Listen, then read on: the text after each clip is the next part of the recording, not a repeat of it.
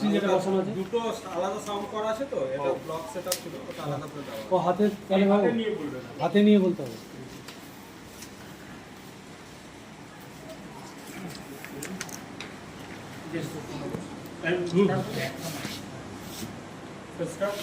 হ্যাঁ হ্যাঁ করুন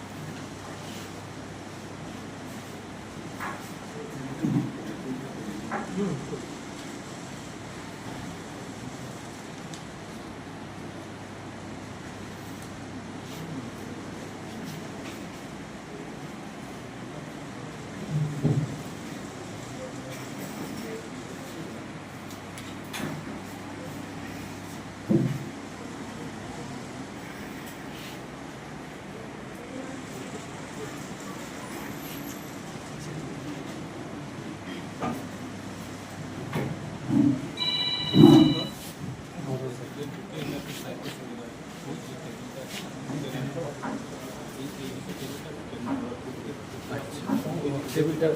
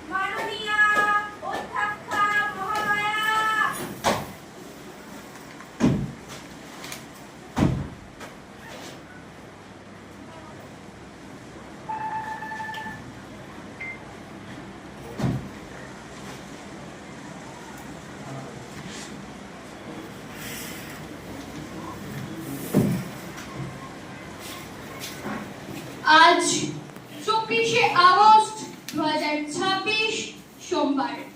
আজকের বিধানসভার বাদল অধিবেশন শুরু হচ্ছে। মাননীয় সদস্য ও সদস্যগণ, আজকের সভায় আপনাদের স্বাগত জানাচ্ছি।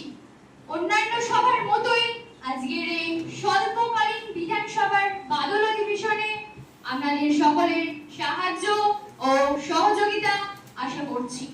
সবার প্রথমেই রয়েছে বেসরকারি পর্ব। বেসরকারি কার্যাবলীর প্রথমেই রয়েছে শপথ গ্রহণ অনুষ্ঠান। নবগ্রাম বিধানসভা উপনির্বাচনে নবনির্বাচিতা শ্রীমতী বৃষ্টি মুচিকে এখন শপথ গ্রহণ করার জন্য অনুরোধ করা হচ্ছে। ধন্যবাদ মাননীয় অধ্যক্ষ মহোদয়া।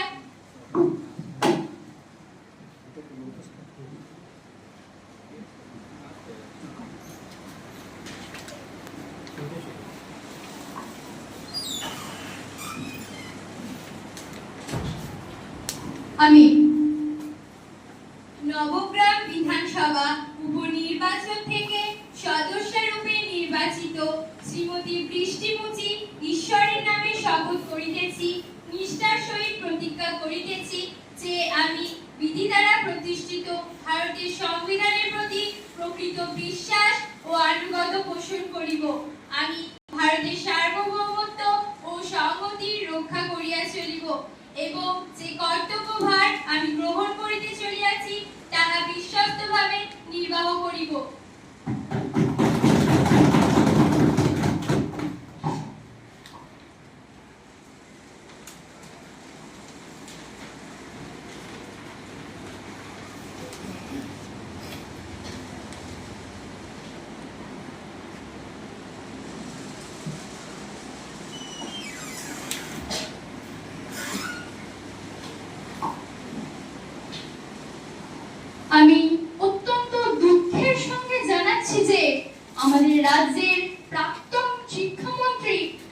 মাননীয় রতন পান্ডে গত রবিবার রাত্রি 11 ঘটিকায় শেষ নিঃশ্বাস ত্যাগ করেছেন। তিনি একজন আদর্শ রাজনীতিবিদ ছিলেন, যার জ্ঞান, উদারতা, যুক্তিবোধ আমাদের রাজ্য তথা দেশের রাজনীতিকে সমৃদ্ধ করেছেন। তিনি যে শুধু নিজের দলের প্রতি দায়বদ্ধ ছিলেন তাই নয়, তিনি বিরোধী দলকেও সমানভাবে মর্যাদা দিতেন। দল মত নির্বিশেষে তিনি ছিলেন সকলের শ্রদ্ধার পাত্র। তার মৃত্যুতে দেশের এক অপূরণীয় ক্ষতি হলো। তার আত্মার শান্তি কামনা করছি এবং শোক সন্তপ্ত পরিবারকে সমবেদনা জানাচ্ছি। এখন আমি মাননীয় মুখ্যমন্ত্রীকে শোকবার্তা জ্ঞাপন করার অনুরোধ জানাচ্ছি। ধন্যবাদ মাননীয় অধ্যক্ষা। মহান এই জননেতার আকস্মিক প্রয়াণে আমি এতটাই মর্মাহত যে আমার শোক প্রকাশের ভাষা আমি হারিয়ে ফেলেছি। তিনি যে কত বড় একজন আদর্শ রাজনীতিবিদ ছিলেন তা বলার অপেক্ষা রাখে না। আজকের এই নীতিহীনতার যুগে তার মতো সৎ ও নিরপেক্ষ রাজনীতিবিদ সত্যিই বিরল। তার সঙ্গে কাজ করার সুবাদে বহুবার মতবিরোধ হয়েছে আমার সঙ্গে, কিন্তু কখনো তার প্রতি শ্রদ্ধা আমার বিন্দু মাত্র কমেনি। ইনি ছিলেন আদর্শে অটল, নিরলস এক যোদ্ধা।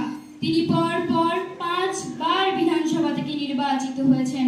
কখনো তিনি হারতে শেখেননি, কিন্তু আজ প্রকৃতির অমোঘ নিয়মে তিনি আমাদের ছেড়ে অজানা দেশে পাড়ি দিয়েছেন। দৈহিকভাবে তিনি আমাদের মধ্যে আজ না থাকলেও তার নীতি ও আদর্শ আমরা চিরকাল অনুসরণ করে চলব। এখন আমি মাননীয় বিরোধী দলনেত্রীকে শোকবার্তা জ্ঞাপন করার অনুরোধ জানাচ্ছি। ধন্যবাদ মাননীয় অধ্যক্ষা।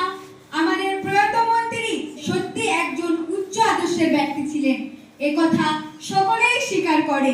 তিনি বরাবর বিরোধীদের প্রতি যথাযথ সম্মান দিয়ে এসেছেন। আমার নিজের জেলার লোক হওয়ার সুবাদে তাকে আমি বহুদিন ধরে চিনি। আজকের যুগে তার মতো রাজনীতিবিদ অতি বিরল। তার এই 70 বছর বয়সে চলে যাওয়া রাজনীতির জগতে এক বিশাল শূন্যতার সৃষ্টি করলো, যার অভাব কোনোদিনই পূর্ণ হবার নয়। তার আত্মার শান্তি কামনা করছি এবং শোক সন্তপ্ত পরিবারকে সমবেদনা জানাচ্ছি। এখন সকল সদস্য ও সদস্যকে উঠে দাঁড়িয়ে তুমি নিরাপত্তা পালন করার জন্য অনুরোধ করছি, তার আত্মার শান্তি কামনায়।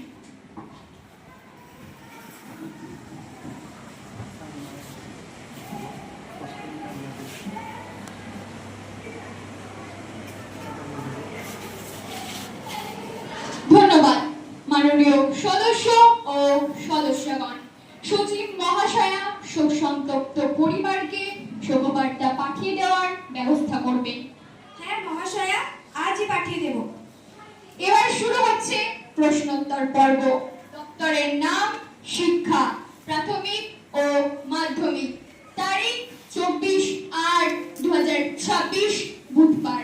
বিষয় শিক্ষক নিয়োগ। প্রশ্ন সংখ্যা 15 তারকা চিহ্নিত। প্রশ্নকারী সদস্যের নাম শ্রীমতী রিম্পা মাল, বিরোধী দলনেত্রী। মাননীয় বিরোধী দলনেত্রী, আপনি আপনার প্রশ্ন সভায় উল্লেখ করতে পারেন। আমাকে প্রশ্ন করার সুযোগ করে দেওয়ার জন্য মাননীয় অধ্যক্ষা মহোদয়কে ধন্যবাদ।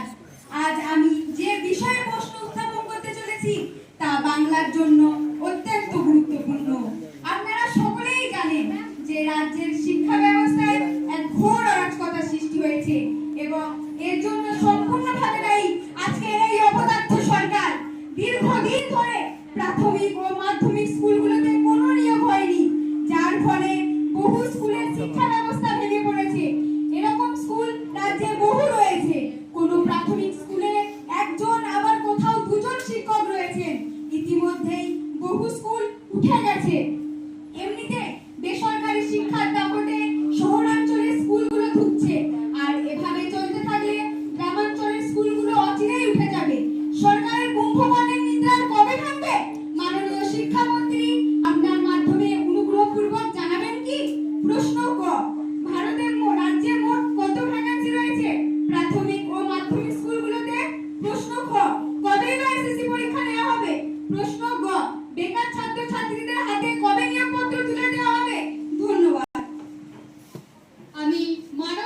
শিক্ষামন্ত্রী মহোদয়াকে এই প্রশ্নের উত্তর দেওয়ার জন্য নির্দেশ দিচ্ছি। ধন্যবাদ মাননীয় অধ্যক্ষ মহোদয়া। মাননীয় বিরোধী দলের নেত্রীর প্রশ্নে জবাব দেওয়ার আগে আমাকে দু একটা কথা বলতেই হচ্ছে। মাননীয় বিরোধী দলের নেত্রী হয়তো বা ভেবেছেন এটা কোনো রাজনৈতিক জনসভা। তার বক্তব্যের ধরন দেখে আমার তাই মনে হচ্ছে। আপনার মনে রাখা উচিত এটা বিধানসভা। এখানে লম্বা চড়া বক্তব্য থেকে তথ্যভিত্তিক কথা বলাই বাঞ্ছনীয়। এখন আমি আপনার প্রশ্ন কয়ের উত্তরে বলি। আমাদের রাজ্যে জুলাই মাস পর্যন্ত ভ্যাকান্সি বেরিয়েছে 50,000। আর আপনার দ্বিতীয় প্রশ্ন ক্ষয়ের উত্তরে বলি। আশা করা হচ্ছে ডিসেম্বরের মাঝামাঝিতে এসএসসি পরীক্ষা নেওয়া হবে। এবং আপনার শেষ প্রশ্ন গয়ের উত্তরে বলি। আশা করা হচ্ছে আমাদের রাজ্যে বছরের মাঝামাঝি পর্যন্ত সকল যোগ্য প্রার্থীরা তাদের হাতে নিয়োগপত্র পেয়ে যাবেন। ধন্যবাদ। বাহ বাহ বাহ, চমৎকার! এরকম ভাষণ বহুদিন শুনিনি। দীর্ঘ 10 বছর ধরে ক্ষমতায় আছেন, অথচ এখনো সঠিকভাবে স্বচ্ছ নিয়োগ হয়নি। আর এখন বলছেন গত কয়েক মাসের মধ্যে শিক্ষক নিয়োগ হয়ে যাবে। এ যেন ছেলের হাতের মোয়া। দেখুন, আপনাদের এই ভাউতাবাজি জনগণ আর মানতে চাইছে না। যদি এই বছরের মধ্যেও শিক্ষক নিয়োগ না হয়, তাহলে আমরা আগামী বছর থেকে অধিবেশন সভায় বিধানসভা চলতে দেব না। দেব না, দেব না, মানছি না, মানব না। আপনারা দয়া করে শান্ত হন। দেখুন, এইভাবে হট্টগোল করা আপনাদের মতো আইন প্রণেতাদের একেবারেই শোভা পায় না। আর তাছাড়া আপনারা সকলেই জানেন এই বিধানসভার লাইভ টেলিকাস্ট হয়। মানুষেরা আপনাদের এই আচরণ সরাসরি দূরদর্শন থেকে দেখছেন।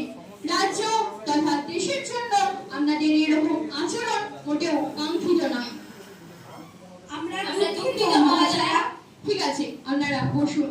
মাননীয় সদস্য ও সদস্যগণ, এই বিষয়ে আর কি কোনো অতিরিক্ত প্রশ্ন কেউ করতে চান? আপনি এই বিষয়ে অতিরিক্ত প্রশ্ন উল্লেখ করতে পারেন। ধন্যবাদ মাননীয় অধ্যক্ষা মহাশয়া। মাননীয় মুখ্যমন্ত্রীজি অনুগ্রহপূর্বক জানাবেন কি ঠিক কোন তারিখে এসএসসি পরীক্ষার বিজ্ঞপ্তি প্রকাশিত হবে? ধন্যবাদ। মাননীয় শিক্ষামন্ত্রী মহোদয়া, আপনার কাছে এই বিষয়ে কোনো সুনির্দিষ্ট তথ্য থাকলে আপনি সবাই জানাতে পারেন। এই মুহূর্তে এই প্রশ্নের সঠিক জবাব আমি দিতে পারছি না। জবাব থাকলে তো দেবেন। ঠিক ঠিক, আমাদের বিরোধী দলের নেত্রী সঠিক কথাই বলেছে। আপনারা মোটেও সঠিক কথা বলছেন না। আপনারা পরীক্ষা নিয়োগ সংক্রান্ত বিষয়ে কিছুই জানেন না। ওর জন্যই উল্টোপাল্টা অভিযোগ করছেন। ধন্যবাদ। দেখুন মাননীয় অধ্যক্ষ মহাশয়া, মাননীয় শিক্ষামন্ত্রী আমাদেরকে অপমান করছেন। এমন অপমানজনক বাক্য আপনাকে প্রত্যাহার করতে হবে, না হলে আমরা এই বিধানসভা চলতে দেব না। মাননীয় শিক্ষামন্ত্রীকে এই আপত্তিকর বাক্য প্রত্যাহার করতে হবে, না হলে আমরা বিধানসভা চলতে দেব না। দেব না, দেব না, মানছি না, মানব না। আপনারা দয়া করে বসুন। মাননীয় শিক্ষামন্ত্রী, আপনার এই বাক্যটি অনভিপ্রেত।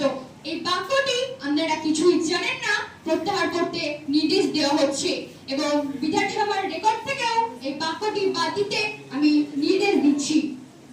দুঃখিত, আপনার নির্দেশ মতো আমি এই বাক্যটিকে প্রত্যাহার করছি। আসলে আমি বলতে চাইছি এসএসসি পরীক্ষার ডেট ঘোষণার বিষয়ে সংক্রান্ত আমার সম্পূর্ণ একার অধিকার নেই। এসএসসি পরীক্ষা হলো স্বাধীন এবং স্বয়ংশাসিত সংস্থা। এর চেয়ারম্যান আছে, নির্দিষ্ট নিয়োগ বিধি আছে। সেজন্যই আমি এই সভাকে এই পরীক্ষার সম্বন্ধে, এই ডেট ঘোষণার সম্বন্ধে কিছু বলতে পারছি না। ধন্যবাদ। প্রশ্ন সংখ্যা 16, তারকা চিহ্নিত পুর ও নগরায়ণ দপ্তর। প্রশ্নকারী সদস্য শ্রীমতী সমাপ্তি মণ্ডল। আপনি আপনার প্রশ্ন সবাই উল্লেখ করতে পারেন। ধন্যবাদ মাননীয় অধ্যক্ষ। বর্তমানে কলকাতায় 1 ঘন্টা বৃষ্টিতে রাস্তাঘাটে জলজমের চরম দুর্ভোগের সৃষ্টি হচ্ছে। রাজধানী শহরের এই দুরবস্থা একেবারেই কাম্য নয়। এই তো দুদিন আগে 1 ঘন্টা বৃষ্টিতে রবীন্দ্র সদন চত্বরে হাঁটু জল জমেছিল এবং এই জল সরতে সময় লেগেছে প্রায় 2-3 ঘন্টা। শহরের নিত্যযাত্রী, অফিস যাত্রী চরম দুর্ভোগের শিকার হন। এই জমা জলের হাত থেকে শহরবাসী কবে মুক্তি মিলবে? প্রশ্ন কেন 1 ঘন্টা বৃষ্টিতে এত পরিমাণে জল জমে কলকাতার রাস্তায়? প্রশ্ন কলকাতার নিকাশি ব্যবস্থার উন্নতির বিষয়ে সরকারের কি সুনির্দিষ্ট পরিকল্পনা আছে? থাকলে সেটা কোন পরিকল্পনা এবং কবে তা বাস্তবায়িত হবে? মাননীয় পুর ও নগরায়ণ মন্ত্রী, এই বিষয়ে আপনার বক্তব্য আপনি সবাই জানাতে পারেন। ধন্যবাদ মাননীয় অধ্যক্ষ মহোদয়া। দেখুন, বিরোধী সদস্যরা প্রশ্নের উত্তর দেওয়ার পূর্বে আমি জানাতে চাই, কলকাতার জল নিকাশি সমস্যা আজকের নয়, এটি দীর্ঘদিনের সমস্যা। নানা কারণে কলকাতার রাস্তায় বছরের পর বছর জল জমে আসছে। তাছাড়া অতিরিক্ত বৃষ্টি হলে তো রাস্তায় জল জমবেই, এটা কোনো সরকারই আটকাতে পারবে না। ধন্যবাদ। তাহলে আপনারা দায়িত্ব ছেড়ে দিন, স্বীকার করুন আপনারা এই সমস্যা মেটাতে ব্যর্থ। মাননীয় অধ্যক্ষা, আমার বিরোধী পক্ষের বক্তার এই ধরনের বক্তব্যের পরিপ্রেক্ষিতে আমি কিছু বলতে চাই। আমাকে অনুমতি দেওয়া হোক। ঠিক আছে, আপনাকে অনুমতি দেওয়া হচ্ছে। দেখুন, আপনি যে এত কথা বললেন, তাহলে আমি আপনাকে একটা প্রশ্ন করতে চাই। আপনারা তো আমাদের পূর্বে দীর্ঘ 10 বছর ক্ষমতায় ছিলেন, তাহলে তখন এই জল নিকাশির সমস্যার যথাযথ সমাধান করেননি কেন? এখন বিরোধী বেঞ্চে বসে গরম গরম বক্তৃতা দিতে খুব ভালো লাগছে। আমার প্রশ্নের উত্তর আগে দিন, তারপর আপনার প্রশ্নের উত্তর আমাদের মাননীয় দায়িত্বপ্রাপ্ত মন্ত্রীজি দেবেন। এটি আপনার উত্তর এড়িয়ে যাওয়ার অজুহাত মাত্র, কারণ আমরা সমস্যার সমাধান করতে পারিনি বলে জনগণ আমাদের বিদায় করে আপনাদের ক্ষমতায় বসিয়েছে। সেই জন্য বিরোধী পক্ষে যথাযথ উত্তর দিতে আপনারা বাধ্য বলে আমি মনে করি। আপনার কথা মেনে নিয়ে আমি বলছি, আমরা অজুহাত দিতে চাই না, দায় ঝেড়ে ফেলতেও চাই না। তবু একটি কথা আপনাদের স্মরণ করাতে চাই, বলা যতটাই সহজ, করা ততটাই কঠিন। যাই হোক, আপনার প্রশ্নের উত্তর মাননীয় মন্ত্রীজি দেবেন। শুধু কথাটা আপনাকে স্মরণ করানোর জন্যই এই কথাগুলি বলতে আমি বাধ্য হলাম। ধন্যবাদ। মাননীয় পুর ও নগরায়ণ মন্ত্রী, আপনি আপনার বক্তব্য সংক্ষেপে সমাপ্ত করুন। ধন্যবাদ মাননীয় অধ্যক্ষা মহোদয়া। আপনার প্রথম প্রশ্নের উত্তরে জানাই, কলকাতাবাসী খুব শীঘ্রই এই জল যন্ত্রণার হাত থেকে রেহাই পাবে। দ্বিতীয় প্রশ্নের উত্তরে জানাই, কলকাতার রাস্তায় 1 ঘন্টায় এত জল জমার কারণ হলো প্লাস্টিক।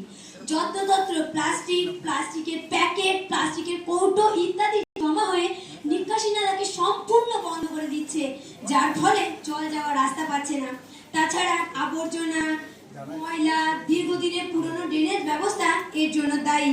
দ্বিতীয় প্রশ্নের উত্তরে জানাই, আমরা খুব শীঘ্রই অত্যাধুনিক নিকাশি ও ড্রেনেজ সিস্টেম চালু করতে চলেছি। উন্নত দেশের অনুকরণে আধুনিক প্রযুক্তি নির্ভর ড্রেনেজ ব্যবস্থা চালু করার পরিকল্পনা নেওয়া হচ্ছে এবং তা আগামী বছরেই সুসম্পন্ন হবে বলে আমি মনে করি। ধন্যবাদ। এ ব্যাপারে কোনো অতিরিক্ত প্রশ্ন কেউ করতে চান কি? আপনি আপনার প্রশ্ন উল্লেখ করতে পারেন। ধন্যবাদ মাননীয় অধ্যক্ষা। আমি এতক্ষণ মাননীয় মন্ত্রী মহোদয়ের কথা থেকে বুঝলাম, নিকাশির অন্যতম সমস্যা হলো প্লাস্টিক। বর্তমানে প্লাস্টিকের মতন অপচনশীল দ্রব্য জল নিকাশির পথে প্রধান অন্তরায় হয়ে দাঁড়িয়েছে। মাননীয় মন্ত্রী মহোদয় অনুগ্রহপূর্বক জানাবেন কি প্লাস্টিক জাত দ্রব্য নিয়ন্ত্রণে কি ব্যবস্থা সরকার এতদিন পর্যন্ত গ্রহণ করেছে? মাননীয় মন্ত্রী মহোদয়া, আপনি এই প্রশ্নের উত্তর দিন। ধন্যবাদ মাননীয় অধ্যক্ষা মহোদয়া। মাননীয় সদস্যার প্রশ্নের উত্তর দেওয়ার দায়িত্ব বন ও পরিবেশ দপ্তরের। যেহেতু এটি আমার দপ্তরের মধ্যে পড়ে না, সেহেতু এই প্রশ্নের উত্তর সংশ্লিষ্ট বিভাগীয় মন্ত্রী মহোদয় দেবেন। ধন্যবাদ। যেহেতু আজ সবাই সংশ্লিষ্ট দপ্তরের মন্ত্রী উপস্থিত নেই, যেহেতু এই প্রশ্নের উত্তর আগামী দিনের অধিবেশনে দেওয়া হবে। ধন্যবাদ মাননীয় অধ্যক্ষা। এবার প্রশ্ন 17, তারকাবিহীন। স্বাস্থ্য দপ্তর। প্রশ্নকারী সদস্যের নাম বৃষ্টি মুচি। মাননীয় সদস্য, আপনি আপনার প্রশ্ন সভায় করতে পারেন। ধন্যবাদ মাননীয় অধ্যক্ষ মহোদয়া। এতক্ষণ সবাই শহরের জমা জলের সমস্যা বিষয়ে আলোচনা শুনলাম, কিন্তু এই জমা জলের সমস্যা থেকে কি ভয়ঙ্কর রোগের সৃষ্টি হচ্ছে, সরকার কি এই বিষয়ে অবগত আছে? আমার তো মনে হয় সরকার এই বিষয়ে সম্পূর্ণ উদাসীন। আমি বলতে চাইছি মশাবাহিত রোগ ডেঙ্গির কথা। প্রতি বছর বর্ষাকালে জমা জলের কারণে শত শত লোক মশাবাহিত রোগ ডেঙ্গিতে মারা যাচ্ছে। সরকার তো ডেঙ্গি রোগের কথা উল্লেখই করতে চায় না। জোর করে সরকারি ডাক্তারদের উপর মৃত্যুর কারণ হিসেবে অজানা জ্বর বলে উল্লেখ করানো হচ্ছে। কোনো রোগকে লুকিয়ে রাখলে কি সেই রোগ চলে যাবে? বরং কোনো রোগকে চেপে রাখলে তার ফল আরো মারাত্মক হতে বাধ্য। এই সরকার দিনের পর দিন মানুষের জীবন নিয়ে ছিনিমিনি খেলছে। আমি আপনার মাধ্যমে মাননীয় স্বাস্থ্যমন্ত্রীর কাছে জানতে চাই, এই বছরে আমাদের রাজ্যে কতজন ডেঙ্গিতে আক্রান্ত হয়েছে এবং কতজন মারা গেছে? ধন্যবাদ। মাননীয় স্বাস্থ্যমন্ত্রী মহোদয়কে এই প্রশ্নের উত্তর দেওয়ার জন্য বলা হচ্ছে। ধন্যবাদ মাননীয়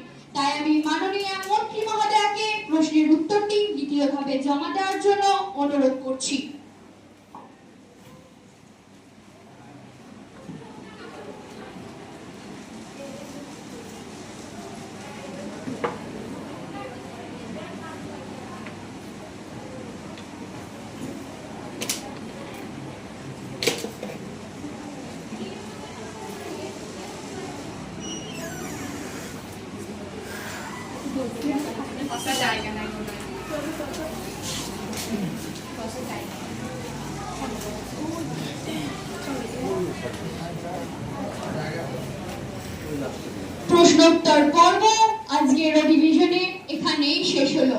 এখন শুরু হচ্ছে দৃষ্টি আকর্ষণী প্রস্তাবনা। আমার কাছে মোট দুটি প্রস্তাবের বিষয় আলোচনা করেছে। প্রথমটি দিয়েছেন মাননীয়া বিধায়িকা মৌসুমী সুলতানা এবং দ্বিতীয়টি দিয়েছেন মাননীয়া সমাপ্তি মণ্ডল। প্রথম প্রস্তাবটির বিষয় হলো খোলা বাজারে রাসায়নিক সারের সংকট এবং অত্যাধিক মূল্য বৃদ্ধি, এবং দ্বিতীয় প্রস্তাবটি হলো মুর্শিদাবাদ জেলায় এক ভয়াবহ বাস দুর্ঘটনা এবং 25 জনের মৃত্যু সংক্রান্ত বিষয়। আজ আমি সভায় দুটি প্রস্তাবের মধ্যে প্রথমটিকে নির্বাচন করে নিয়েছি আলোচনা করার জন্য। তাই আমি সংশ্লিষ্ট কৃষিমন্ত্রী মহোদয়াকে এই প্রশ্নের উত্তর দেওয়ার জন্য অনুরোধ করছি। ধন্যবাদ মাননীয় অধ্যক্ষা। মাননীয় সদস্যা শারীর সংকট বিষয়ে যা বলেছেন তা সম্পূর্ণই ভুল। আসলে উনি কলকাতায় থাকেন, গ্রামগঞ্জের কোনো খবরই উনি রাখেন না। আমি সবাইকে এই বলে আশ্বস্ত করছি যে খোলা বাজারে বর্তমানে রাসায়নিক সারের কোনো সংকটই নেই। বাজারে যথেষ্ট পরিমাণে রাসায়নিক সারের যোগান রয়েছে। আর অতিরিক্ত মূল্য বৃদ্ধির বিষয়ে আমি জানাচ্ছি যে এবছর নানা কারণে সারের দাম কিছুটা বেড়েছে ঠিকই, কিন্তু অতিরিক্ত বেড়েছে এটা সম্পূর্ণই ভুল তথ্য। গত বছরের তুলনায় সারের দাম কুইন্টালে মাত্র 50 টাকা বৃদ্ধি পেয়েছে, এবং তা সব দিক বিবেচনা করে। উৎপাদন করে যে তুলনায় বেড়েছে সেই তুলনায় সারের দাম বৃদ্ধি পায়নি বললেই চলে। ধন্যবাদ। এখন সবাই উল্লেখ্য পর্বের সময়। এ বিষয়ে মাননীয় সদস্য ও সদস্যদের কোনো বক্তব্য থাকলে সবাই উল্লেখ করতে পারেন। ধন্যবাদ মাননীয় অধ্যক্ষা। আমি আমার বিধানসভার ক্ষেত্রে একটা অত্যন্ত গুরুত্বপূর্ণ সমস্যা সম্পর্কে উল্লেখ করতে চাই। হ্যাঁ, আপনি শুরু করতে পারেন। বড়া ব্লকে আর্সেনিক দূষণ বর্তমানে একটা অত্যন্ত গুরুত্বপূর্ণ বিষয়, অথচ এ বিষয় নিয়ে সরকার বা সাধারণ মানুষ কেউই সচেতন নয়। একটা গুরুত্বপূর্ণ নির্ভরযোগ্য জাতীয় সমীক্ষক সংস্থা গ্লোবাল হেলথ এর রিপোর্ট, এই রিপোর্ট অনুযায়ী বড়া ব্লকে প্রতিটি এলাকায় বর্তমানে আর্সেনিক দূষণ প্রবল। এর মূল কারণ হলো মাটির নিচ থেকে যথেচ্ছ পরিমাণে ভৌম জল উত্তোলন, সাবমার্সেল পাম্প, নলকূপ, মিনি ডিপ প্রভৃতির মাধ্যমে প্রচুর পরিমাণে জল তুলে কৃষিকাজে ব্যবহার করা হচ্ছে, যার ফলে জলস্তর প্রতি বছর নেমে যাচ্ছে। আর্সেনিক দূষণের ফলে ত্বকে জটিল রোগের সৃষ্টি হচ্ছে, এছাড়াও ত্বকে ক্যান্সার পর্যন্ত হচ্ছে। অথচ এই ব্লকের ওপর দিয়ে বয়ে চলেছে ময়ূরাক্ষী নদী। এছাড়াও ছোট ছোট নদী, নালা, খাল, বিলগুলোতে রয়েছে প্রচুর বিশুদ্ধ জল, অথচ সরকার এ বিষয় নিয়ে নির্দিষ্ট কোনো পরিকল্পনাই নেই। আমি দাবি করছি সরকার দ্রুত ভৌম জল উত্তোলনের ওপর নিয়ন্ত্রণ জারি করুক এবং বৃষ্টির জল সংরক্ষণ করুক, তাহলেই বড়া ব্লক অধিবাসীদের প্রকৃতপক্ষে উন্নয়ন হবে। ধন্যবাদ। এখন সবাই মুলতবি প্রস্তাব বিষয়ে আলোচনা করার জন্য 1 ঘন্টা সময় নির্ধারণ করা হয়েছে। এই বিষয়ে আমি আহ্বান করছি। মাননীয় অধ্যক্ষা, আমি মুলতবি প্রস্তাব অনুমতির প্রার্থনা করছি। প্রশ্ন হলো যে মাননীয় সদস্যকে মুলতবি উত্থাপনের জন্য অনুমতি দেওয়া হোক। যারা প্রস্তাবের পক্ষে তারা উঠে দাঁড়ান। প্রয়োজনীয় সংখ্যক সদস্য ও সদস্যদের সমর্থন থাকায় আজকের সভায় মুলতবি প্রস্তাবটি উত্থাপন পাওয়ার অনুমতি পাওয়া গেল। এই বিষয়ের উপর সভায় 1 ঘন্টা আলোচনা হবে। মাননীয় সদস্যা, আপনি আপনার বক্তব্য সভায় উল্লেখ করতে পারেন। ধন্যবাদ মাননীয় অধ্যক্ষা। আমি মুর্শিদাবাদ জেলার ভয়ঙ্কর বন্যা বিষয়ে আমার মুলতবি প্রস্তাব আলোচনা করতে চাইছি। এ যাবৎকালের মধ্যে এত বড় প্রাকৃতিক বিপর্যয় মুর্শিদাবাদের মানুষ দেখেনি। লক্ষ লক্ষ মানুষ বন্যার জলে ক্ষতিগ্রস্ত হয়েছে। হাজার হাজার মাটির বাড়ি ভেঙে পড়েছে। খাবার নেই, পানীয় জল নেই, ত্রিপল পর্যন্ত নেই। লক্ষ লক্ষ হেক্টর আর জমির জলের তলায়, অথচ সরকার এখনো চোখ বন্ধ করে বসে আছে। এখনো পর্যন্ত কোনো সরকারি নেতা বা উচ্চপদস্থ কর্মচারী নেতা বন্যার পরিদর্শনে আসেনি। একেই বলে জল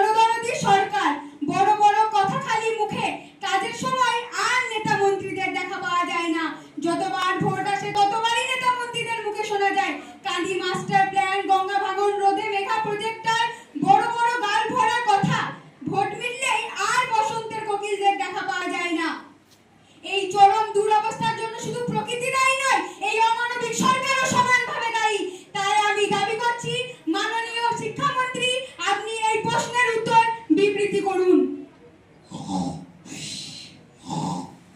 দেখুন দেখুন অধ্যক্ষ মহোদয়া, একবার নিজের চোখেই দেখুন। যখন মুর্শিদাবাদের অসহায় মানুষ গাছের ডালে বসে রাত কাটাচ্ছেন, তখন জনদরদি কৃষিমন্ত্রী সবাই বসে নাকে তেল দিয়ে ঘুমাচ্ছেন। এটাই হলো সরকারের আসল চরিত্র। তাহলে বুঝুন রাজ্যটি কেমন ভাবে চলছে। ধন্যবাদ। মাননীয় কৃষিমন্ত্রী, সভায় গুরুত্বপূর্ণ আলোচনা চলাকালীন এইভাবে ঘুমানো সত্যিই শোভা পায় না। আমাকে ক্ষমা করবেন, এমন কাজ আর কখনোই হবে না। ঠিক আছে, বসুন। মাননীয় মুখ্যমন্ত্রীকে সদস্যের বক্তব্যের পরিপ্রেক্ষিতে এ বিষয়ে আলোকপাত করার জন্য অনুরোধ করা হচ্ছে। ধন্যবাদ মাননীয় অধ্যক্ষা। আমার বিরোধী পক্ষের বক্তার এই ধরনের বক্তব্যের পরিপ্রেক্ষিতে জানাই, আমরা মুর্শিদাবাদের এই ভয়ঙ্কর বন্যা পরিস্থিতি নিয়ে সত্যিই খুব উদ্বিগ্ন রয়েছি এবং যারা মারা গেছেন তাদের পরিবারকে সমবেদনা জানাচ্ছি। আমাদের সরকার এই বন্যা পরিস্থিতির উপর কড়া নজর রাখছে। ক্ষতিগ্রস্তদের সাহায্যার্থে একাধিক স্পিড বোট, মেডিকেল টিম, বিপর্যয় মোকাবিলা বাহিনী ইতিমধ্যে পাঠানো হয়েছে। এমনকি দুর্গম অঞ্চলে সেনাবাহিনী উদ্ধার কার্যেও নেমে পড়েছে। পর্যাপ্ত পরিমাণে শুকনো খাবার, পানীয় জল, ত্রিপল পাঠানো হয়েছে। এ পর্যন্ত প্রায় 1 লক্ষ লোককে আশ্রয় কেন্দ্রে রেখে খাবার, ওষুধ, বস্ত্র সহ সকল প্রয়োজনীয় দ্রব্যের যোগান দেওয়া হচ্ছে। আসলে কয়েকদিনের প্রবল বৃষ্টির ফলেই এই বন্যার সৃষ্টি হয়েছে। প্রকৃতির উপর কারো নিয়ন্ত্রণ নেই, কিন্তু আমরা যথাসাধ্য মানুষের পাশে থেকে সব রকম সাহায্যের হাত বাড়িয়ে দিয়েছি। এরপরেও কি বিরোধীদের এই প্রশ্ন করা সাজে? ধন্যবাদ। এই বিষয়ে আর কি কোনো অতিরিক্ত প্রশ্ন আছে? মাননীয় অধ্যক্ষা মহাশয়া, মাননীয় মুখ্যমন্ত্রী এতক্ষণ যে সব তথ্য সবাই দিলেন তার বেশিরভাগই ভুল ও উদ্দেশ্য প্রণোদিত। তিনি যা লম্বা চওড়া ফিরিস্তি দিলেন তাতে তো মুর্শিদাবাদের মানুষের কোনো বন্যায় সমস্যা থাকার কথাই নয়। কিন্তু বাস্তব হলো এই সম্পূর্ণই ভুল। আপনি নিউজ চ্যানেল এবং সোশ্যাল মিডিয়া খুললেই বুঝতে পারবেন কত বড় ভুল তথ্য দিয়ে মাননীয় মুখ্যমন্ত্রী সবাইকে বিভ্রান্ত করছেন। এতই যদি মুখ্যমন্ত্রী মুর্শিদাবাদের সদস্যকে নিয়ে এতই উদ্বিগ্ন, তাহলে এখনো পর্যন্ত কেন তিনি মন্দির দুর্গত এলাকায় গেলেন না? ধন্যবাদ। আমি মনে করি দুর্গত এলাকায় উপযুক্ত পরিমাণে ত্রাণ পাঠানো এবং উদ্ধার কার্য পরিচালনা করাই আসল কাজ। মন্ত্রীদের সেখানে গিয়ে কাজে বিঘ্ন ঘটানো কোনো মতেই সঠিক কাজ নয়। আমরা আপনাদের মতো প্রচার সর্বস্ব রাজনীতিতে বিশ্বাস করি না। বেশি মুখ খোলাবেন না। প্রচারের ঢাক পিটিয়ে ক্ষমতা এসবের বড় বড় কথা, সেই কথাই বলে না বিড়াল বলে মাছ খাবো না কাশি যাবো, এই হলো সেই বৃত্তান্ত। ধন্যবাদ। দয়া করে শান্ত হন, ব্যক্তিগত আক্রমণের দিকে যাবেন না, সবার শালীনতা বজায় রাখুন। এতক্ষণ সবাই মুলতবি প্রস্তাব বিষয়ে আলোচনা হলো, এখন প্রস্তাবটি পেশ করছি। যারা পক্ষে তারা হ্যাঁ বলুন, যারা বিপক্ষে তারা না বলুন। হ্যাঁ, না। অধিক সংখ্যক সদস্য ও সদস্যদের সমর্থন না থাকায় বিলটি বাতিল হলো, বাতিল হলো, বাতিল হলো। এখন আমি মাননীয় স্বরাষ্ট্রমন্ত্রীকে 2025 থেকে 2026 বার্ষিক ক্রাইম রিপোর্ট সংক্রান্ত সভাটি টেবিলে জমা দেওয়ার জন্য অনুরোধ করছি। ধন্যবাদ মাননীয় অধ্যক্ষা। আমি 2025-2026 বার্ষিক ক্রাইম রিপোর্ট সভার টেবিলে জমা রাখছি।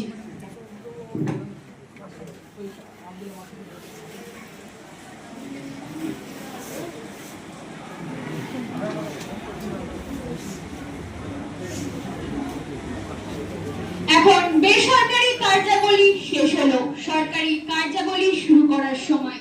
যেহেতু বেসরকারি কার্যাবলী এবং সরকারি কার্যাবলীর মধ্যে কোনো সময়ের অবকাশ নেই বললেই চলে, তাই একে 0 আওয়ার বলা হয়। আজকে সময় স্বল্পতার জন্য 0 আওয়ারে কোনো আলোচনা রাখা সম্ভব হলো না। এখন আমরা সরাসরি চলে যাচ্ছি সরকারি পর্বে।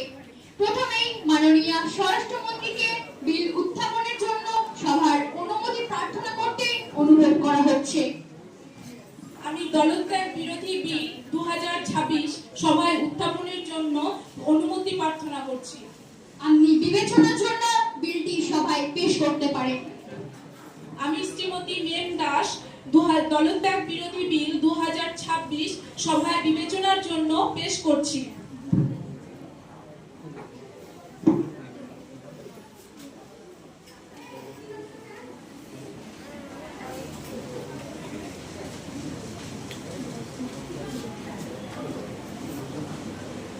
এখন বিলের ওপর আলোচনা করার জন্য 1 ঘন্টা সময় বরাদ্দ হলো। বিলের বিষয়বস্তু সম্পর্কে মাননীয় মন্ত্রী মহোদয়াকে বিস্তারিতভাবে আলোচনা করার জন্য আমি অনুরোধ করছি। ধন্যবাদ মাননীয় অধ্যক্ষা। আজ এই সভায় যে বিল পেশ করতে চলেছি তা আইনে পরিণত হলে ইতিহাসে এক যুগান্তকারী ঘটনা হিসাবে চিহ্নিত থাকবে। বর্তমানে রাজনৈতিক শিষ্টাচার, নৈতিকতা, দায়বদ্ধতা বলে কিছুই অবশিষ্ট নেই। গান্ধীজি বলেছেন, politics without morality is a dangerous state where power is sought and used for selfish gain rather than the public good. Mahatma Gandhi listed it as one of the 7 sins. অর্থাৎ নৈতিকতা ছাড়া রাজনীতি এক ভয়ঙ্কর জিনিস যা মানুষের উপকার করে না। বর্তমানে হাজার হাজার কোটি টাকা নির্বাচনের জন্য ব্যয় হয়, আর যারা নির্বাচনে জিতে ফিরে আসে তারা নিজেদের স্বার্থে দলত্যাগ করে অনায়াসে অন্য দলে চলে যাচ্ছে। এটা জনতার সঙ্গে প্রতারণা, দেশের সঙ্গে বিশ্বাসঘাতকতা। এই বিলে আছে বিধানসভার কোন সদস্য বা সদস্যা পদত্যাগ না করে অন্য দলে যোগ দিতে পারবে না, আর পদত্যাগ করলে বিধায়কের সমস্ত ভাতা, সুযোগ সুবিধা বাতিল বলে গণ্য হবে। পুনরায় নতুন দল থেকে জিতে ফিরে না আসা পর্যন্ত তিনি কোন রকম সুযোগ সুবিধা পাবেন না। এই আইন গ্রাম পঞ্চায়েত, পঞ্চায়েত সমিতি এবং জেলা পরিষদের সদস্য ও সদস্যদের ক্ষেত্রেও প্রযোজ্য হবে। এই মাননীয় অধ্যক্ষা, আমি বিশ্বাস করি এই আইন আমাদের দেশে তথা এই রাজ্যে সবচেয়ে বেশি প্রয়োজন। এই বিল আইনে পরিণত না হলে আমাদের দেশ এক ভণ্ড ধান্দাবাজ নেতাতে পরিপূর্ণ হবে, আর এই বিল আইনে পরিণত হলে আমাদের দেশ এক ভয়ঙ্কর প্রতারণার অভিশাপ থেকে মুক্ত পাবে। তাই আমি মাননীয় ও মাননীয় বিরোধী ও সরকার পক্ষের সকল সদস্য ও সদস্যকে এই বিলকে সমর্থন জানানোর জন্য আহ্বান করছি। ধন্যবাদ। এ বিষয়ে মাননীয় বিরোধী দলনেত্রী শ্রীমতী রিম্পা মালকে আপনার বক্তব্য রাখার জন্য আমি অনুরোধ করছি। ধন্যবাদ মাননীয় অধ্যক্ষা। আমি জানি বিরোধী দলনেত্রী হিসেবে সরকারের প্রতিটি কাজের সমালোচনা করাই আমার কর্তব্য, কিন্তু শুধু বিরোধিতার জন্যই বিরোধিতা করার বিরোধী দলনেত্রীর একমাত্র কাজ বলে আমি মনে করি না। আমার মতে সব সময় গঠনমূলক সমালোচনাই হওয়াই বাঞ্ছনীয়। আমরা দীর্ঘদিন ধরে এই কঠোর আইন প্রণয়নের কথা বলে আসছি। জনগণের কাছে, দেশের কাছে আমাদের দায়বদ্ধ থাকা উচিত। সেই জন্য আমি বিরোধী দলনেত্রী হওয়া সত্ত্বেও আজকে সরকার আজ বিধানসভায় যে যুগান্তকারী বিল পেশ করেছেন তাকে আমি অকুণ্ঠ চিত্তে সমর্থন জানাচ্ছি। আমি মনে করি এই বিল আইনে পরিণত হলে এবং সঠিকভাবে তার প্রয়োগ হলে রাজ্যের রাজনীতিতে ইতিবাচক প্রভাব পড়বে। সেজন্য মাননীয় অধ্যক্ষ মহোদয়া, রাজ্যের স্বার্থে তথা রাজ্যের জনগণের স্বার্থে বিরোধী দলনেত্রী হওয়া সত্ত্বেও এই বিলকে সম্পূর্ণ সমর্থন জানাচ্ছি এবং আমি চাইছি এই বিল সর্বসম্মতিক্রমে সভায় পাশ হোক। ধন্যবাদ। মাননীয় অধ্যক্ষা, আমি কিছু বলতে চাই, আমাকে অনুমতি দেওয়া হোক। হ্যাঁ, আপনি বলতে পারেন। আজকের এই বিধানসভায় এমন এক বিরল ঘটনা ঘটলো যা আমি সারা জীবন মনে রাখবো। শুধু আমি নয়, সারা রাজ্যবাসী আজকের এই দিনটিকে স্মরণ করবে। তার কারণ বর্তমানে যেখানে সরকারের প্রতিটি কাজেই বিরোধীদের বাধা সৃষ্টি করাই প্রধান কাজ হয়ে দাঁড়িয়েছে, সেখানে আজকের বিরোধী দলনেত্রীর এই দৃষ্টান্ত বিরল হিসাবে ইতিহাসে লেখা থাকবে। আমি মাননীয় বিরোধী দলনেত্রীকে তার এই মহৎ কাজের জন্য অন্তর থেকে শুভেচ্ছা জ্ঞাপন করছি। এটি হলো রাজ্যের জন্য প্রকৃত জনদরদী বিরোধী দলনেত্রীর কাজ। ধন্যবাদ।